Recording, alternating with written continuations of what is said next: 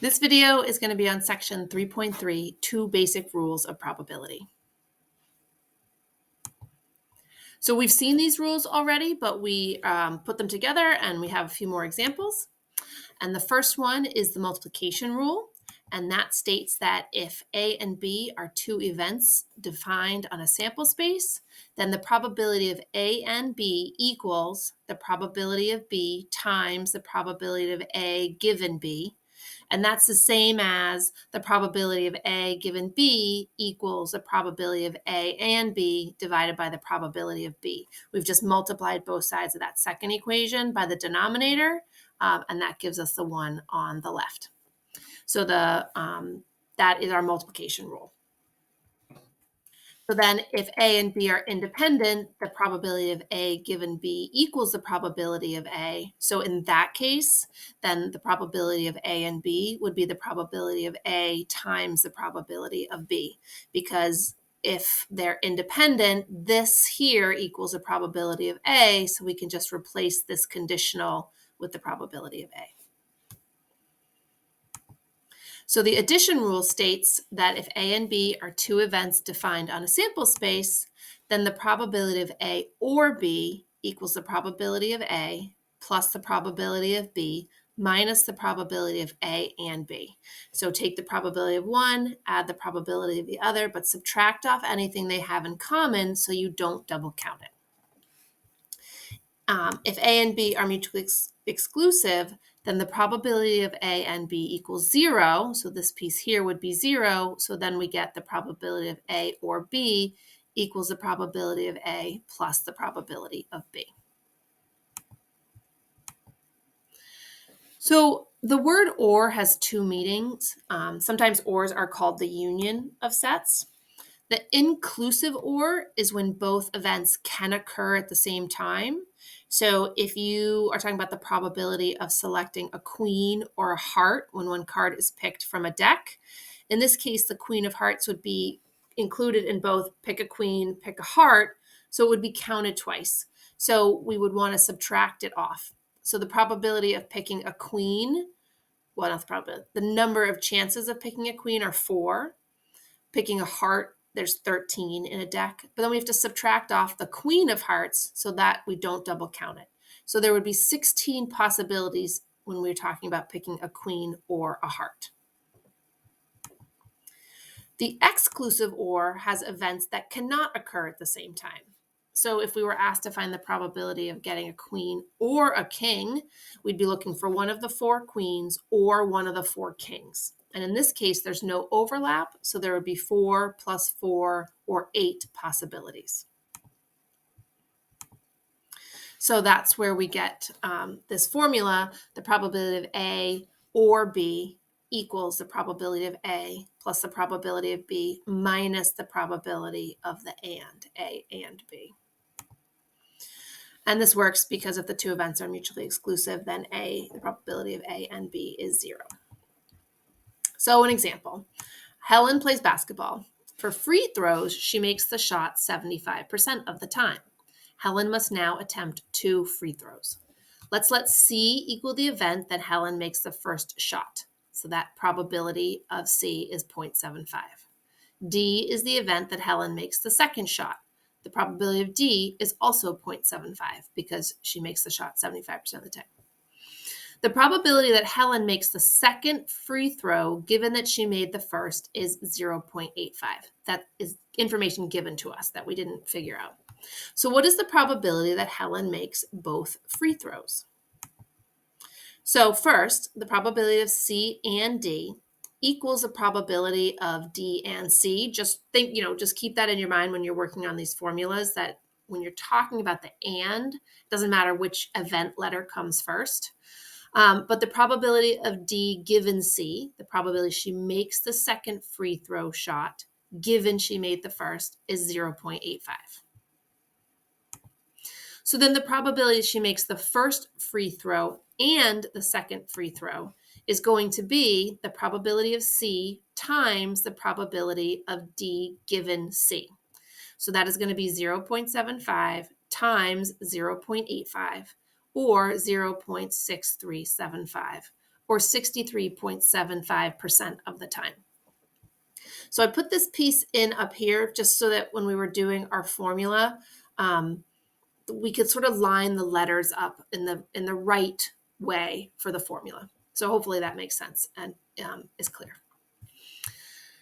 Try it 3.6 from our book. A school has 200 seniors, of whom 140 will be going to college next year. 40 will be going directly to work, and the remainder are taking a gap year.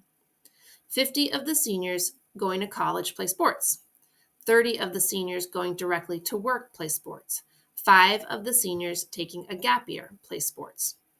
What is the probability that a senior is taking a gap year? What is the probability that a senior is taking a gap year and plays sports? What is the probability that a senior is going to college and a gap year? Are these mutually exclusive? Why or why not? And is taking a gap year and playing sports independent events? Why or why not? So the probability that a senior is taking a gap year, so we know 140 are going to college, 40 are going to work, so the remainder are taking a gap year. So that's what this piece is up here. The 200 seniors minus the 140 going to college minus the 40 going to work divided by 200.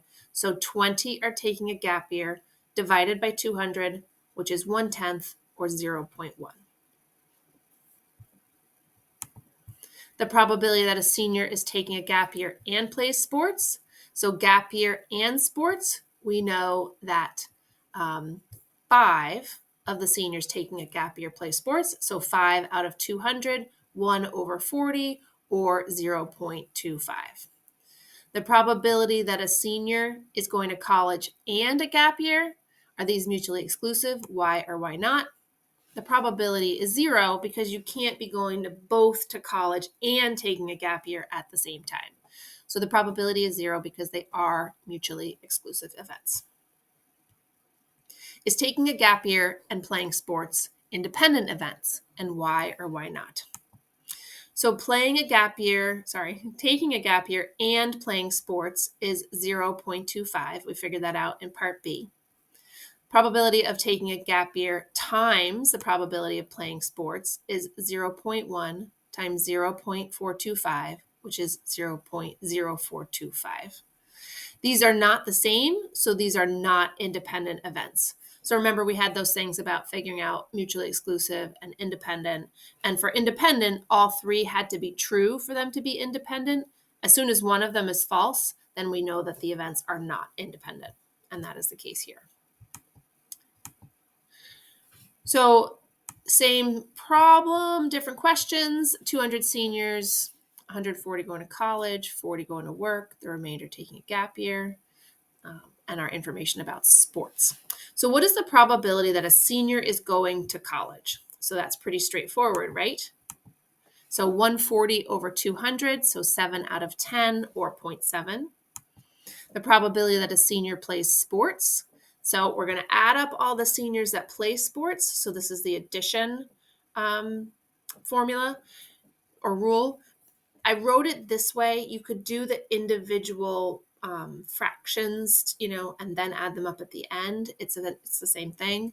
So sports is going to be 50 of the seniors going to college, plus 30 of the seniors going directly to work, plus 5 of the seniors taking a gap year. Those are all the seniors who play sports divided by 200. So we have 85 over 200, which reduces to 17/40 or 0.25. And what is the probability that a senior is going to college and plays sports? So here's the conditional that a senior plays sports given they're going to college. So that's 50 out of the 140 who are going to college. So this conditional was found by taking the favorable outcomes for the first event, sports, given they already went to college. So we're looking at the reduced sample space for this one. So college and sports is going to be equal to the probability of sports given college times the probability of college. So 50 over 140 times 140 over 200, that reduces to 50 over 200, which is 1/4 or 0.25. So that's the multiplication rule here. So sometimes you have to figure out the pieces that you need to be able to answer the question. Try it 3.17. A student goes to the library. B is the event the student checks out a book. D is the event the student checks out a DVD.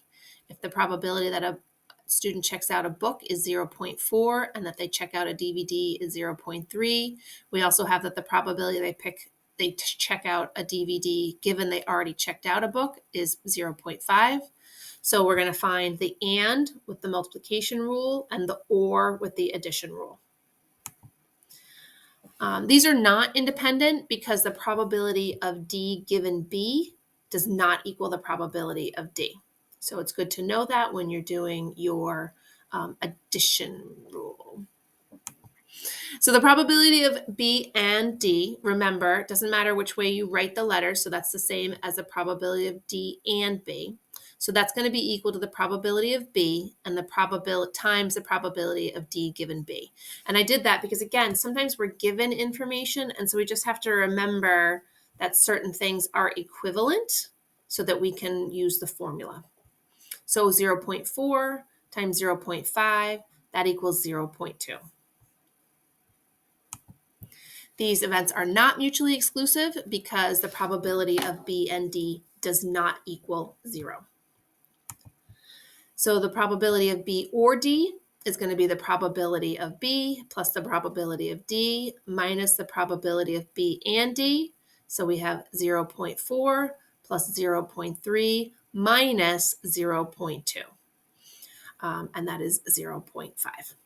So that's how we use the multiplication and the addition rule. So same scenario, what is the probability of B prime? Now remember, B prime is the complement of B, so it's always going to be 1 minus the probability of B. So it's all of the students who don't check out books, or the probability that a student doesn't check out a book. We're going to find the probability of D and B, B given D, D and B prime, D given B prime. So again, so the probability of B complement or B prime is 1 minus the probability of B. So 1 minus 0.4 is 0.6. D and B is the probability of D given B times the probability of B. So 0.5 times 0.4 or 0.2. B given D is going to be the probability of B and D divided by the probability of D, and that's going to be 0.2 divided by 0.3, which equals 0.67. D and B prime, so that's the probability of D minus the probability of D and B. So that's 0.3 minus 0.2, and that equals 0.1. And then the probability of D given B prime, so that's D and B prime over the probability of B prime. So 0.1 divided by 0.6, and that is 0.06. So sometimes we find certain things so that we can use them in other formulas, because that's really the question that we want to answer. So that is the end of the video for section 3.3 on the addition and multiplication rules in probability.